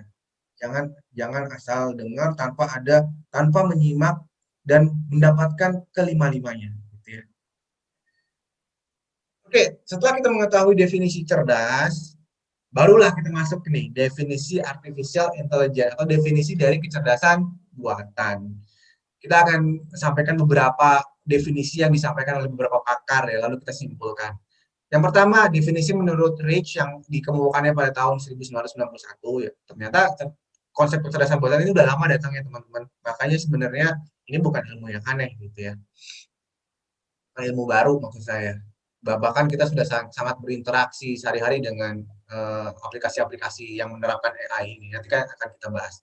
Oke, definisi yang pertama, kecerdasan buatan adalah sebuah studi tentang bagaimana membuat komputer mengerjakan sesuatu yang dapat dikerjakan manusia. Jadi definisi pertama itu simpel ya. Jadi kecerdasan buatan adalah sebuah cabang keilmuan yang mempelajari bagaimana membuat komputer bisa bekerja seperti manusia. Kayak misalkan manusia bisa menghitung ya, ada kalkulator yang bisa menghitung bahkan lebih cepat, bahkan dengan angka yang lebih besar. Ternyata kalkulator itu juga bagian dari kecerdasan buatan teman-teman. Yang tanpa kita sadari, kita sudah berinteraksi dengan kalkulator sangat sering bahkan sejak kita masih kecil gitu ya. Nah, kalau dari definisi ini, kalkulator termasuk kecerdasan buatan gitu ya, karena dia mampu mengerjakan pekerjaan manusia, berhitung, bahkan dia lebih cepat, lebih baik, lebih akurat gitu kan ya. Dan seterusnya. Nah, teman-teman berdasarkan definisi ini, pasti teman-teman sudah bisa menunjukkan salah satu contoh-contoh yang lain tentang aplikasi kecerdasan buatan. Apa saja yang bisa apa saja yang dikategorikan aplikasi kecerdasan buatan, yaitu yang penting bisa mengerjakan sesuatu yang dapat dikerjakan manusia gitu ya. Mencuci baju sudah ada kan alat penggantinya, nggak usah kita cuci sendiri ya. Sebagai contoh, mesin cuci yang cerdas sudah ada loh sekarang ya, bahkan udah lama. Mesin cuci yang cerdas itu dia mampu memperkirakan berapa jumlah deterjennya tanpa harus kita yang masukin. Jadi udah ada tabung untuk isi deterjennya, udah ada tabung untuk mengisi pewanginya. Kita tinggal masukin baju, airnya dia memperkirakan sendiri berapa liter airnya, jumlah deterjennya dia memperkirakan sendiri, jumlah pewanginya memperkirakan sendiri. Dia akan memperkirakan berdasarkan elemen-elemen tadi. Elemennya apa? Berat pakaian yang kita cuci, berapa kilo gitu ya, lalu jenis bahan yang kita cuci, dan dia bisa mengkalkulasi berapa liter jumlah airnya, berapa banyak jumlah deterjennya. Ini salah satu bentuk kecerdasan buatan. Definisi berikutnya menurut orang Indonesia ini Superman gitu ya. Kalau Superman orang luar negeri gitu ya. Tahunnya sama teman-teman. Jadi artificial intelligence menurut beliau adalah subbidang pengetahuan komputer. Ini garis bawahi, subbidang pengetahuan komputer yang khusus ditujukan untuk membuat software dan hardware yang sepenuhnya bisa meniru beberapa fungsi otak manusia. Nah, ternyata definisi yang dikemukakan oleh Bapak Suparman ini lebih detail, lebih mengkhususkan bahwa yang disebut artificial intelligence itu dibuatnya harus dari komputer gitu ya, dan menghasilkan sebuah software ataupun hardware yang bisa meniru, yang menirunya bukan meniru pekerjaan manusia lagi, tapi meniru cara kerja lebih spesifik ke otak manusianya, jadi ke otaknya gitu. Nah, tapi secara garis besar sama kan, artinya bisa meniru pekerjaan manusia. Tapi yang dikatakan Bapak Suparman ini lebih spesifik, ya membuatnya menggunakan alat bantu komputer, dan yang ditiru adalah cara kerja otak manusia, hasilnya adalah software ataupun hardware. Nah, karena ternyata yang bikin manusia pintar itu otaknya gitu ya. Karena teman-teman, kalau teman-teman tahu otak manusia itu berisi miliaran saraf yang saling terhubung. Setiap saraf memberikan sinyal ke saraf-saraf yang lain, sehingga kita itu memiliki kecerdasan. Ya. Bahkan menurut beberapa referensi yang saya baca, kita tuh hanya menggunakan sebagian kecil saja kemampuan otak kita, teman-teman. Kita belum bisa mengoptimalkan. Padahal kalau dioptimalkan, itu lebih kemampuan kita lebih besar dari itu. Kalau yang saya baca seperti itu gitu ya. Tapi benernya wallahu alam gitu ya. Ya, definisi berikutnya yang dikemukakan oleh Ibu Dr. Sri Kusuma Dewi gitu ya, adalah salah satu bagian ilmu komputer nih sama ya. Jadi kecerdasan buatan itu bagian dari keilmuan kita, ilmu komputer, teknik informatika, manajemen informatika, rekayasa perangkat lunak. Itu bagian dari kita, teman-teman. Sehingga harusnya kita nih kuliah yang di komputer, teknik informatika, harusnya lebih pintar dalam hal membuat aplikasi artificial intelligence dibanding teman-teman kita yang kuliah di tempat lain ya. Jadi ini yang harus kita jadi motivasi. Oke, kita balik lagi nih. Salah satu bagian ilmu komputer yang membuat agar mesin komputer dapat melakukan pekerjaan seperti dan sebaik yang dilakukan oleh manusia. Nah, itu definisinya. Sebuah cabang ilmu komputer yang mempelajari bagaimana membuat mesin bisa bekerja seperti dan sebaik manusia. Ya. Jadi definisinya berbeda-beda satu dengan yang lainnya, tapi intinya sama kan. Membuat sesuatu seperti agar dia bisa bekerja seperti manusia, sebaik manusia, atau menggantikan pekerjaan manusia. Ya. Karena sekarang teman-teman bisa menyadari ya bahwa sudah banyak pekerjaan manusia yang digantikan oleh mesin artificial intelligence. Ya. Ini sesuatu yang bagus apa yang buruk? Menurut saya, teman-teman harusnya menganggapnya ini sesuatu yang baik. Jika memang digunakan untuk hal-hal yang baik. Sebagai contoh, bagus nggak kalau ada mesin yang bisa mengganti pekerjaan seorang penjinak bom? Bagus dong. Daripada orangnya nanti akhirnya gagal menjinakkan terus meledak gitu, meninggal gitu ya. Lebih baik mesin aja yang bekerja dalam menjinakkan bom. Lalu pemadam kebakaran, bagus dong kalau ada mesin yang bisa menggantikan pekerjaan pemadam kebakaran. Ya karena beresiko tinggi. Terus bagus nggak kalau misalkan ada mesin yang bisa diterbangkan ke bulan untuk meneliti bulan? Bagus, karena di sana juga beresiko tinggi untuk bisa ke sana. Dan pekerjaan-pekerjaan yang lain yang beresiko, tukang las bawah laut gitu, yang pengeboran dan lain sebagainya gitu. Itu kan pekerjaan-pekerjaan yang beresiko tinggi. Akan lebih baik jika bisa dikerjakan oleh mesin atau artificial intelligence ini. Dan beberapa pekerjaan lain pun yang sebenarnya tidak beresiko tinggi sudah mulai tergantikan oleh mesin ini teman-teman di kehidupan kita. Karena dianggapnya mesin itu memiliki kelebihan, yaitu dia nggak kenal capek, dia presisi dan lain sebagainya ketimbang manusia. Bapak berarti itu negatif dong. Akhirnya pekerjaan manusia banyak yang tergantikan, orang manusia kehilangan pekerjaan. Nah, kalau kita berpikir sederhana, biasanya memang kita akan beranggapnya negatif. Tapi coba teman-teman berpikir, zaman itu akan selalu berubah teman-teman, dan tuntutan hidup akan selalu berubah, kebutuhan masyarakat juga akan selalu berubah gitu ya. Sehingga kita pun harus mengikuti perubahan tersebut. Sehingga ada baiknya teman-teman jangan bercita-cita bekerja yang nantinya pekerjaan itu akan tergantikan oleh mesin. Ya, karena mesin itu juga memiliki keterbatasan. Nanti kita akan lihat ya keterbatasan mesin itu apa. Nah, disitulah banyak pekerjaan-pekerjaan yang tidak akan pernah tergantikan. Disitulah teman-teman harusnya memposisikan diri. Gitu ya. Sekali lagi, jangan sampai beranggapan ini adalah hambatan atau negatif. Justru teman-teman harus berjuang, ini adalah peluang. Gitu ya. Jangan sampai beranggapan ini sesuatu yang negatif. Karena nanti akan menurunkan etos kita dalam etos kerja kita ya. Akan menurunkan effort kita dalam berusaha kalau kita belum apa-apa udah negatif gitu ya. Oke, itu definisi AI secara umum sudah kita paparkan. Nanti berarti teman-teman harus bisa menjawab nih kalau ada pertanyaan apa definisi atau deskripsi dari artificial intelligence. Teman-teman udah bisa jawab. Tadi udah kita bahas gitu ya. Nah, sekarang komponen dari AI, teman-teman. Nah, kita mulai breakdown nih. Kenapa sih? Apa sih yang dibutuhkan oleh AI agar dia pinter gitu? Apakah apa yang dibutuhkan oleh aplikasi sehingga dia pinter gitu ya? Yang pertama, aplikasi itu butuh basis pengetahuan atau knowledge base, ya, knowledge base. Karena seperti kita ini juga dikatakan cerdas kalau kita memiliki knowledge base, kita memiliki pengetahuan. Misalkan saya ditanya,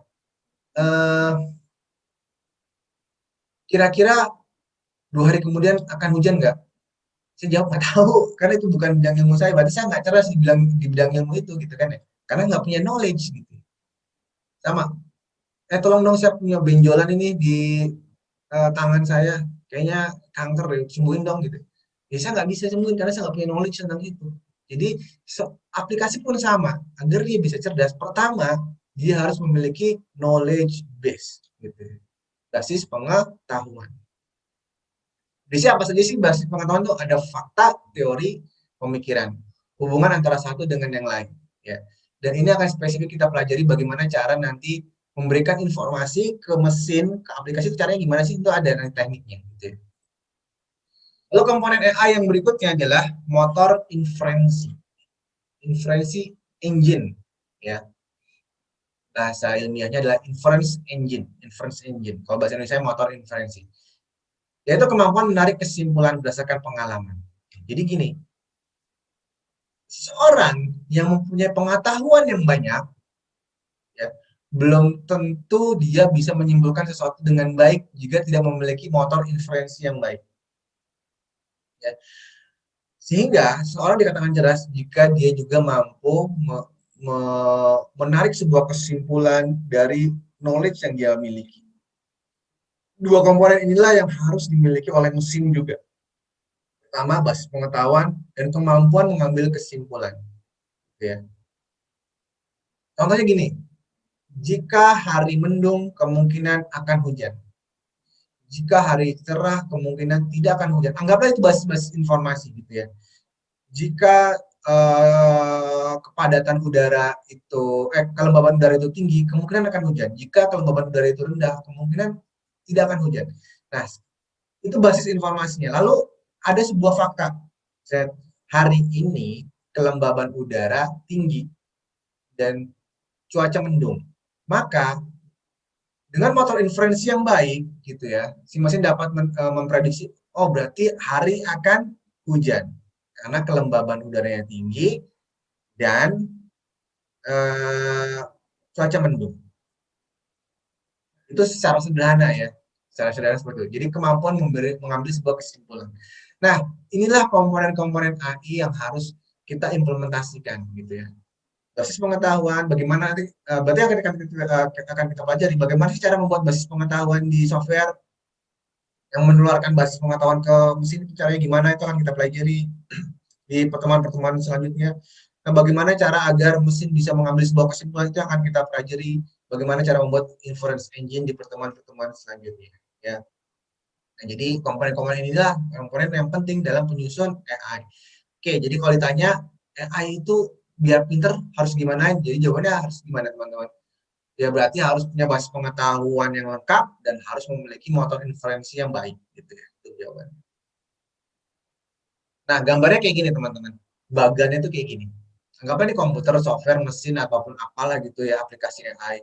Maka ada 3 proses ya yang terjadi. Pertama, input masalah dan pertanyaan. Misalkan tadi contohnya, hari inputnya itu berupa informasi hari ini kelembaban udara tinggi, cuaca mendung, dan kecepatan angin tinggi.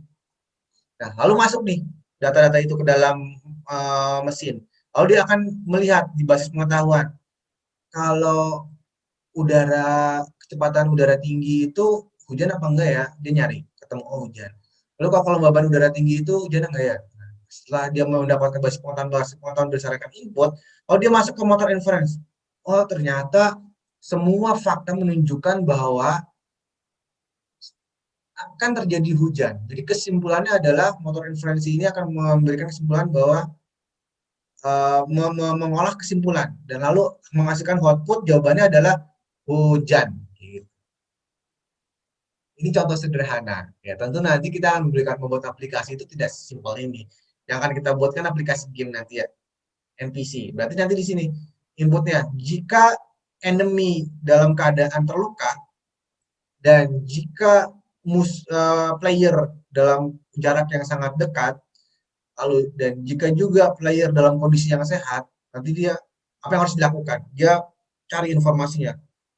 Terus dia akan berkesimpulan, oh ternyata karena saya dalam keadaan sakit dan musuh saya dalam keadaan sehat gitu, maka saya kabur aja. Defense, bukan attack gitu. Kalau motor inferensinya jelek, ya dia tetap attack, ya mati ujung-ujungnya si enemy itu udah mau mati, nekat berantem terus ya mati gitu.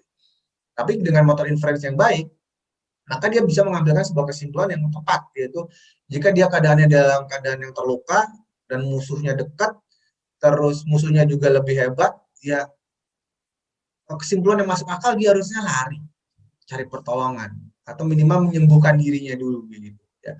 Itu konsepnya kayak gitu teman-teman AI. Oke lanjut, karena waktunya juga semakin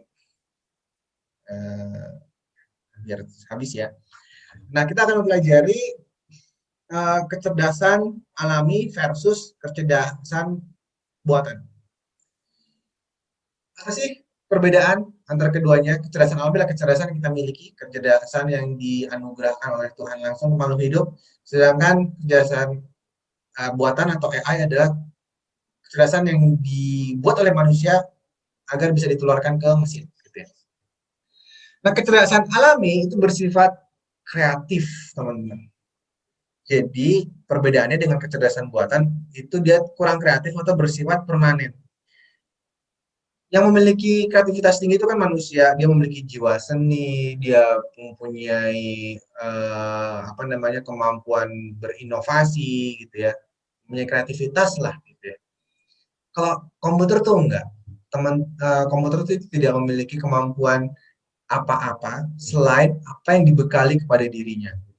Misalkan kita membuat program untuk bisa menghitung, program untuk membuat game, ya maka yang bisa dilakukan adalah menghitung, atau yang bisa dilakukan adalah ya game gitu. Tidak bisa yang lain-lainnya. Jadi kecerdasan alami lebih kreatif, sedangkan kecerdasan buatan adalah sifatnya permanen.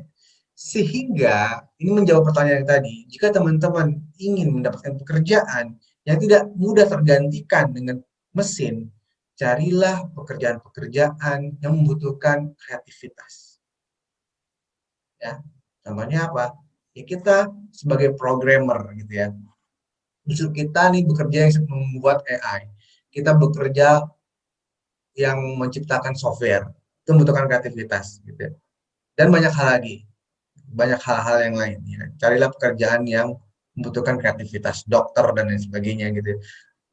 Dokter itu juga kan mempunyai kreativitas, misalkan walaupun ada aplikasi-aplikasi yang mengartikan yang bisa mendiagnosa penyakit, tapi tidak semua penyakit ternyata ya tidak bisa mengkloning sebuah keilmuannya si dokter, apalagi berkenaan dengan harus operasi dan lain sebagainya gitu. Perawat juga membutuhkan kreativitas karena dia melakukan kontak langsung dengan pasien, merawat pasien, mandiin pasien, membalut lukanya, itu masih belum bisa tergantikan dengan mesin gitu ya.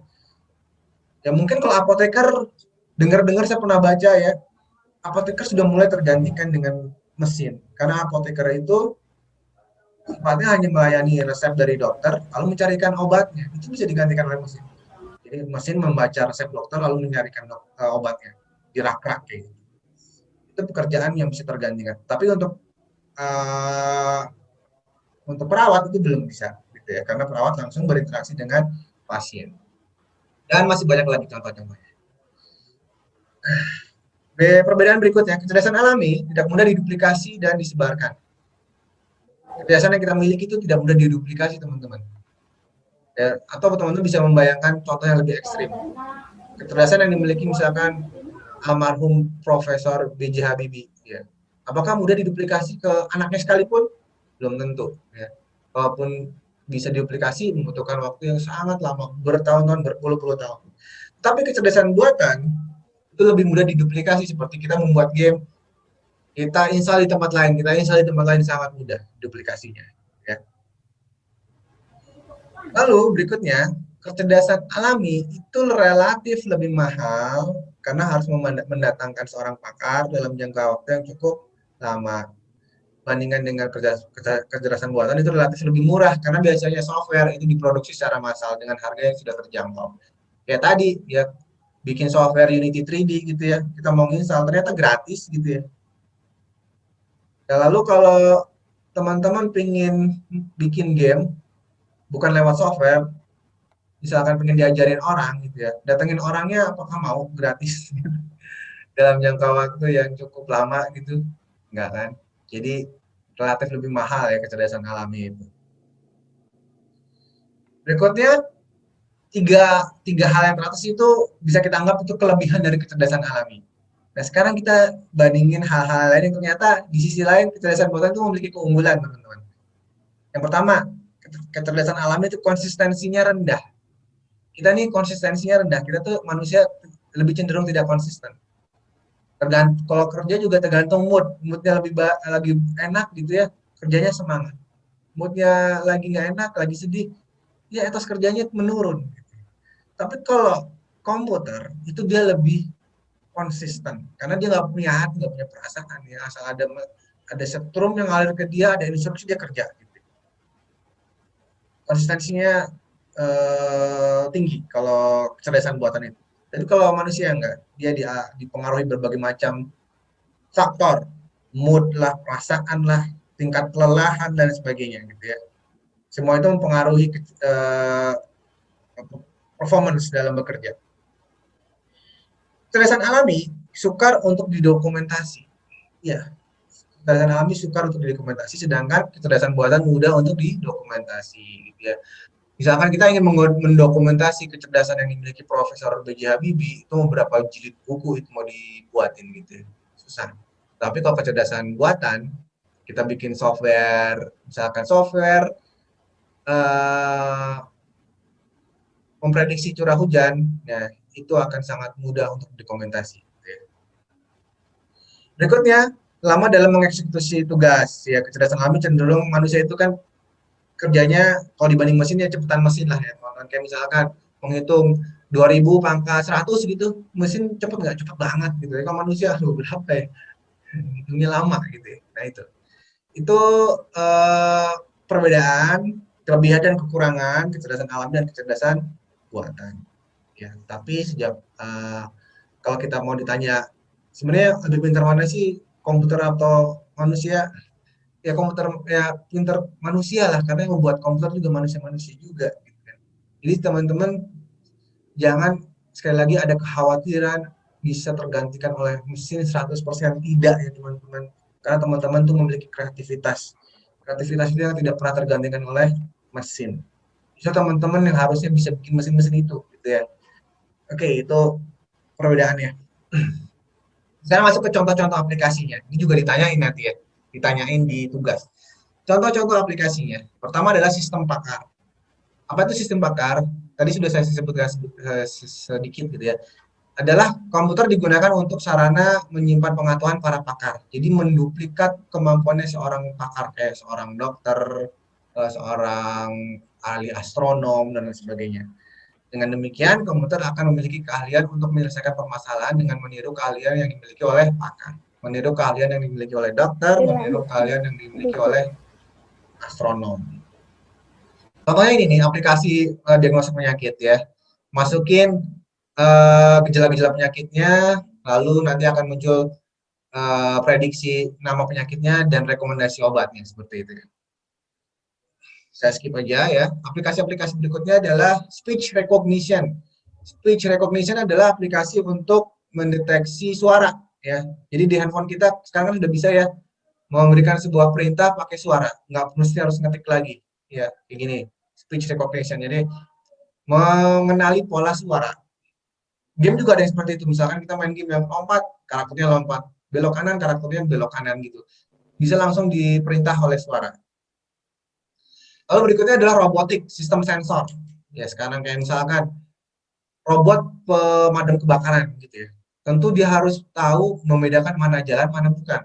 Jangan mana api, mana bukan api gitu. Jangan sampai dia yang disiram bukan api gitu kan. Berarti kan cerdas. Si robot ini cerdas. Dia bisa mendeteksi mana api dan bukan api gitu ya. Dan bisa tahu mana jalan bukan jalan. Kalau nggak tahu mana jalan bukan jalan, nanti dia keprosok ke jurang dan lain sebagainya gitu ya.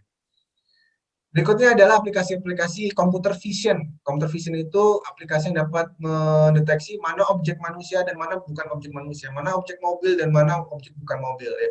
Kadang-kadang sekarang ya orang mensurvei pengguna mobil itu cukup dengan aplikasi. Dihitung, dipasang di jalan, dia bisa melihat lalu lintas pengguna mobil ini per jamnya sekian. Itu karena ada sensor yang mampu mendeteksi ini mobil dan itu bukan mobil gitu ya. Kayak teman-teman kalau yang tinggal di Cirebon gitu suka main ke Jogja Junction itu juga sudah ada aplikasi yang bisa mendeteksi manusia lalu menyesuaikan suhu tubuhnya gitu ya. Lalu aplikasi berikutnya adalah face recognition, pengenalan wajah. Sekarang sudah banyak sistem absen yang biasanya pakai fingerprint sudah digantikan sekarang menggunakan pendeteksi wajah. Jadi kalau mau absen bisa ketahuan. Saya absen sebagai Radit misalkan. Kalau yang absen orang lain nggak ketahuan, kamu wajahnya bukan Radit, itu nggak bisa. Gitu. Nah ini juga sudah ada. Lalu aplikasi-aplikasi lainnya adalah gesture recognition. Main game sekarang teman-teman di wahana-wahana udah banyak yang tidak membutuhkan lagi konsol, keyboard atau mouse. Kadang-kadang kita cukup menggerakkan tangan-tangan kita. Misalkan main game fighting, ya kita melakukan gerakan mukul, karakter yang di layar ikut mukul. Kita lompat, karakternya ikut lompat. Kita nendang, karakternya ikut nendang. Gitu ya. Cukup menggunakan gerakan-gerakan kita. Jadi game yang dimanfaatkan juga agar kita ikut berolahraga gitu di sini. Di wahana-wahana udah banyak yang kayak gitu. Lalu game playing, nah ini ya, game balap mobil gitu. Musuhnya kan mobil juga, walaupun nggak ada yang mengendalikan, dia bisa balapan dengan kita. Dia tahu kapan harus belok, dia tahu kapan harus ngerem, itu pinter. Ya. Padahal nggak ada yang mengendalikan itu si mobil itu. Ya. Oke, selesai teman-teman. Nah, saya akan sampaikan tugas yang harus teman-teman kerjakan gitu ya. Semua bahan pembelajaran ini teman-teman bisa akses di link yang ada di situ. Silakan sekarang di screenshot dulu aja ya teman-teman. Ini di screenshot http://bit.ly/ai_pertemuan_1. Ingat ya, menuliskan linknya ini harus sama persis huruf kecil huruf besarnya. Kalau nggak nanti nyasar itu linknya. Lalu tugasnya bisa teman-teman lihat, kirimkan tugasnya, jawab pertanyaan-pertanyaan. Tugasnya itu ada di file PDF yang ada di link ini. Jadi ada di link ini ada 3 buah file. Nanti akan saya upload lagi satunya lagi itu video ini. Setelah saya selesai mengajar, rekamannya akan saya upload. Nah, lalu di dalam link ini ada file PDF. Di bagian file PDF terakhir itu ada tugas. Dan teman-teman kerjakan tugasnya. Bagaimana cara mengerjakannya? Diketik menggunakan Microsoft Word. Fontnya adalah Times New Roman. Dan ukuran fontnya adalah 12.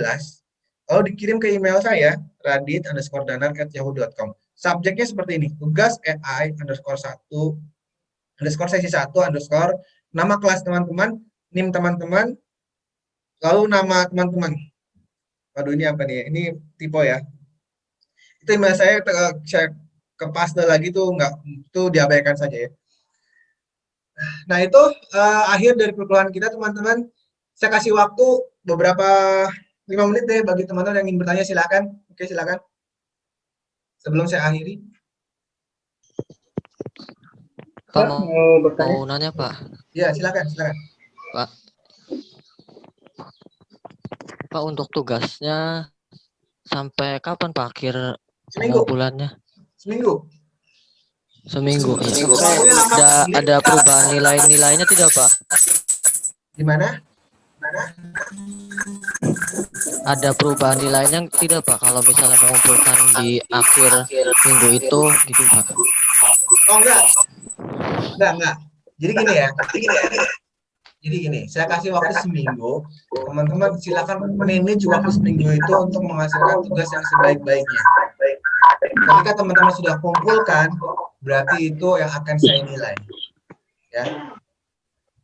Lebih cepat kalau masalah nilainya bisa rendah. Ya. Lebih cepat kalau serius ya bisa juga tinggi. Jadi Ya, Pak, waktu makasih, itu Pak. seminggu. Oke. Pak, mau Ada nanya. lagi? Ya silakan. Kalau ini kan kita berarti nanti ngirimnya formatnya dokumen ya Pak, bukan PDF. Itu Word tulisnya Mas. Oh ya, berarti kalau menggunakan WPS boleh nggak Pak? Atau Menggunakan apa? pakai Microsoft Word, aplikasi WPS. Jadi itu kayak Word juga gitu. Ya sebaiknya Word aja deh, gitu ya. Word ya, ya. Nah, Nggak ada soalnya, nggak apa-apa tapi deh. saya install dulu deh ya. Iya, iya. Terima kasih Pak. Oke, siap. Pak mau nanya Pak, Siap. Gimana? kan saya punyanya Gmail tuh. Nah, kirim tugasnya ke Yahoo itu bisa juga? Apa enggak? Apa harus bikin Yahoo dulu? Enggak harus Yahoo. Teman-teman silakan menggunakan emailnya masing-masing. Itu bisa kok. Dia Yahoo dan Gmail nggak berantem kok. Berarti pakai Gmail juga bisa ya? Bisa. Oke Pak, Enggak, makasih Pak. maksud saya gini, teman-teman kan emailnya Gmail ya. Tapi ngirimnya tetap ke alamat Yahoo saya gitu. Kayak gitu. Iya, boleh, bisa. Oke. Terima kasih Pak. Sama-sama. Ada lagi? Pak mau nanya. Boleh. Pak. Ya. Iya, Pak. Ntar dulu.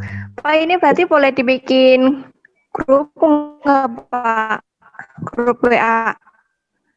Ya, memang sebaiknya gitu. Silakan dikoordinir, dibuatkan grup WA-nya, lalu saya di-invite ya ke WA tersebut agar untuk sarana kita bisa berdiskusi, tanya jawab, gitu. Komunikasi. Ya Pak nanti dibikin Pak. Nanti di-invite ya. Ya Pak. Makasih Pak. Sama-sama. Ada lagi teman-teman? Cukup ya? Pak mau nanya, Oh iya, silakan. jadi nanti kita ngirim tugas itu dalam bentuk dokumen atau dalam bentuk PDF? Itu dalam bentuk Word. Itu disuruh menggunakan Word. Itu Berarti dokumen ya? Dokumen. Ya, dok. Oh iya, sebentar. Teman-teman jangan lupa absen ya. Silakan mengisikan absennya di chat ya, di chat. Formatnya itu kelas, NIM, dan nama. Ya. Silakan dilakukan sekarang. Saya nggak akan manggil satu-satu, itu nanti kelamaan. Gitu ya. Teman-teman isikan aja di chat formatnya kelas teman-teman, lalu NIM dan nama. Cukup itu akan saya jadikan sebagai kehadiran. Ya. Nggak perlu ada titip absen ya, karena tadi sudah saya jelaskan. Teman-teman full absen pun 14 kali pertemuan itu nilainya cuma 10% loh. Ya, jangan sampai nitip-nitip nambah dosa, tapi nggak ada signifikan ya untuk Di chat nilai mana ya juga. Pak kalau udah tahu? Ya di chat di Zoom. Di bawah tuh ada chat gitu ya. Pak. Oke, ada lagi yang ingin ditanyakan? Pak mau nanya Pak. Oke, silakan. Lukman. Itu kan ada nama tugas AI ya Pak. Terus sesi 1. Terus Ya. nama kelasnya itu gimana Pak? Kelasnya teman masing-masing. Kelas Kelas apa gitu, Pak? PB apa gimana gitu. Oh iya Pak. Ya. Makasih Pak. Ya. Pak. Ya. Saya izin bertanya Pak. Silakan Mas. Nama saya Lukman Rohman Pak. Ya. Gimana Mas Untuk Lukman? pertanyaannya, bagaimana AI dapat mempengaruhi sumber daya manusia dan tantangan apa saja yang bila kita menggunakannya? Oke, tentu mempengaruhi kehidupan manusia sangat jelas ya. Tadi sudah saya sampaikan di awal bahwa timbulnya AI ini pun atas kebutuhan manusianya itu sendiri, teman-teman. Manusia membutuhkan bahwa pekerjaan itu bisa diselesaikan dengan aman dan lebih cepat. Dan beberapa mesin, komputer, aplikasi bisa melakukan hal itu dengan lebih baik ketimbang manusia. Sehingga diciptakanlah AI. Jadi sekali lagi, justru AI ini muncul karena kebutuhan manusia. Nah, setelah AI ini marak, barulah ada pemikiran bahwa ternyata kekhawatiran AI dapat menggantikan pekerjaan manusia. Nah, sebenarnya pemikiran seperti ini yang menurut saya kurang tepat, karena justru AI ini munculnya atas kebutuhan manusia pada awalnya. Tapi teman-teman, jika teman-teman berpikiran, "Loh, nanti saya sudah cari kerjaan yang sudah tergantikan oleh mesin ya." Oleh karena itu, ini tantangan baru. Ini jawabannya. Tantangannya adalah, teman-teman tingkatkan kreativitas teman-teman, knowledge teman-teman, agar mendapatkan pekerjaan-pekerjaan yang lebih membutuhkan kreativitas ketimbang tenaga atau fisik. Ya, karena tenaga atau fisik itu nanti tergantikan oleh mesin. Ya, tapi kreativitas belum tergantikan oleh mesin. Gitu ya. Jadi tantangannya ya teman-teman, belajar sebaik-baiknya. Karena teman-teman ini belajarnya di rumpun informatika, komputer ya, belajarlah di rumpun itu segala sebaik-baiknya. Syukur-syukur teman-teman justru malah bisa bikin mesin-mesin AI yang lain gitu ya. Itu maksud saya ya. Itu jawabannya. Gimana, terjawab nggak Mas? Mudah-mudahan terjawab. Pak, mau tanya Pak. Ya, silakan. Saya Nur Ahlia dari Prodi Teknik Informatika. Gimana, Mau Bu? bertanya, mengapa Silakan. kecerdasan buatan penting sebagai cabang dari teknologi informasi? Ya kan tadi jawabannya sudah saya sebutkan berkali-kali, karena kecerdasan buatan dapat menggantikan pekerjaan manusia. Banyak sekali pekerjaan manusia yang sekarang berisiko tinggi kan, Mbak ya. Misalkan tadi pemadam kebakaran, penjinak bom, pekerja-pekerja yang ada di lepas pantai sana, penggali tambang dan lain sebagainya. Apabila dikerjakan masih dengan manusia gitu ya, maka akan berbahaya sekali. Misalkan tentara gitu kan bahaya sekali gitu ya. Tentara membasmi teroris, ya dia punya risiko meninggal gitu ya. Kalau ada robot yang bisa menggantikan tentara, lebih baik gitu ya. Itu yang pertama, alasan pertama kenapa AI penting. Alasan yang kedua,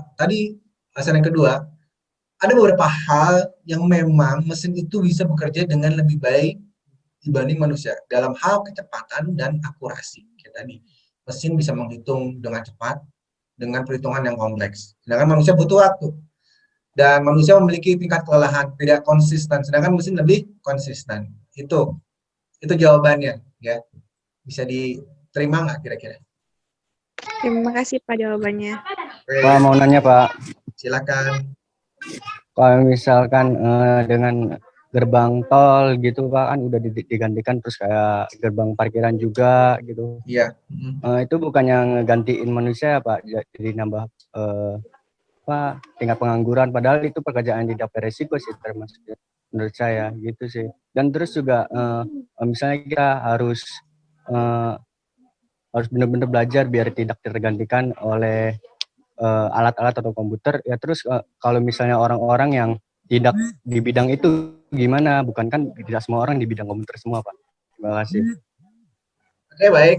Yang pertama pertanyaannya, kerjaan di gerbang tol. Ya tadi makanya saya sudah waktu di awal, ini tantangan bagi kita juga. Bisa kita jangan mencari pekerjaan yang hanya mengandalkan fisik, tapi lebih kreativitas.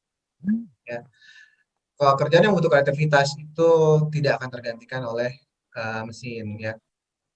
Juru parkir pun teman-teman ya tidak semuanya tergantikan oleh mesin ya. Paling yang digantikan yang tadinya ada 10 jadi bisa di minimal gitu kan ya. Ada beberapa yang tetap kayak menyerahkan kartunya kan masih ada manusianya gitu ya. Oh, di gerbang tol juga tetap ada yang nungguin kok kalau terjadi kerusakan di mesinnya. Ya ternyata yang tergantikan tuh hanya orang yang memang kalau tugasnya ngambilin karcis itu yang tergantikan. Tapi bagi orang yang jika ada kerusakan di mesin itu yang tidak tergantikan. Tetap ada yang nungguin di gerbang tol jika mesinnya rusak. Nah, jadi kesimpulannya, pekerjaan-pekerjaan yang memang hanya mengandalkan fisik itu kemungkinan akan tergantikan. Ini tantangan bagi kita justru teman-teman ya, jangan menyerah kepada tantangan. Ini tantangan hidup akan selalu seperti itu. Nah, lalu tadi apa lagi ya? Oh ya, nggak semua orang kuliah di komputer gitu kan ya? Nggak semua orang di komputer. Gimana? Iya, bukan di bidang komputer gitu. Iya, saya tidak mengharuskan bahwa semua orang harus bisa bikin AI ya. Yang penting orang bekerjanya lebih ke kreativitas. Misalkan musisi itu kan bukan di komputer kan, tapi kreativitas dia tidak akan pernah tergantikan oleh AI. Seniman, pelukis tidak akan pernah tergantikan oleh AI. Guru tidak akan pernah tergantikan oleh AI. Perawat tidak akan pernah tergantikan oleh AI. Ya. Tapi bagi teman-teman yang kuliah di informatika, alangkah lebih baiknya kalau teman-teman bisa bikin aplikasi AI, itu maksud saya itu loh yang bagus. Itu jawaban dari saya sih seperti itu. Ya, terima kasih Pak. Sama-sama. Ada lagi yang ingin bertanya?